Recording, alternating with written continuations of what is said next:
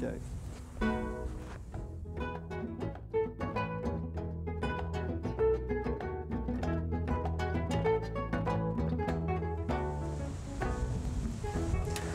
Earlier in the season, we talked to you about 1993 being the year of the pepper. Well, the National Garden Bureau has also designated 1993 as the year of the pansy. And what a great time during the next few weeks to add a little bit of color to your landscape before going into the winter. Now, I think pansies probably have the widest, most brilliant color pattern and color range of any annuals that we have. The colors are just spectacular. But there's also variances in the size, and they're based on the flower size. For example, the first two over here are multiflora types, meaning that the flower falls anywhere between 1.5 to 2.5 inches in diameter, and you can see we have quite a color scheme there. This particular one is a Crystal Bowl series, and this is Maxim. Then there's a medium category where the flowers fall anywhere from 2.5 to 3.5 inches. This particular one that we have is Imperial.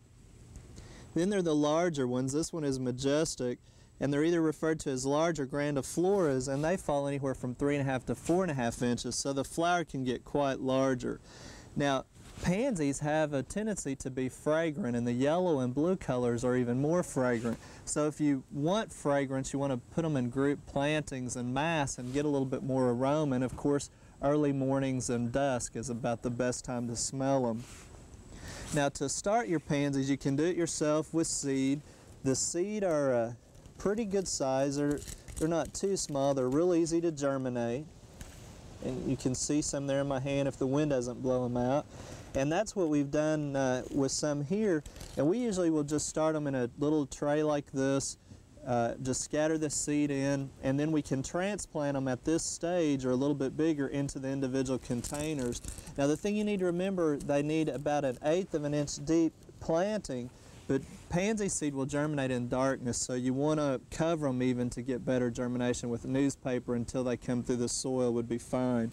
Now, if you buy your transplants, be sure and check them over. I've got one right here I want to show you. Look how tall and lanky that is, and a lot of times it's because the greenhouses are too hot during the time of year that they have to start them, anywhere from 6 to 8 weeks before they plant them. And you can see the stem down here is very, very spindly and would break off, so if you see one like that, you probably want to just leave it alone. If it's got a good thick stem, you can deadhead them and get a little bit better planting out of them. Now, we're going to put ours in a bed here that's in full sun next to our hobby greenhouse, and the heat from the greenhouse radiating from the sunlight and just the heat inside with our gas heater should protect them through the winter.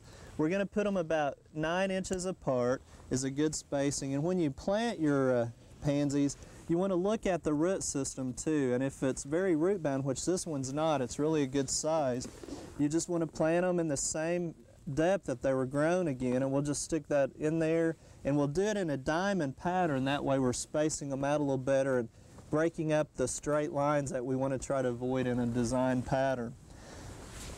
Now, with the pansies, again, we use a real rich soil mix here. This is compost that Alan's put together in about 3 months. That's great compost, really fine, drains well, full sun. And you might be interested, the edging here was developed from our friends in Miami, Oklahoma, Howard Enterprises, and it's called bloom boxes, and they're plastic, real light, and they snap together. They also have a tan color, but they're the ones who brought us the basket buddies that we've shown in some of the earlier shows, and you could put pansies in the hanging baskets too.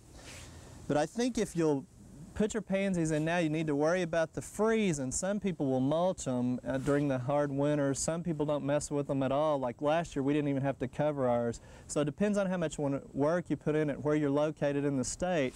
But mulching it with straw or cottonseed hulls will help get them through the winter if it gets too cold.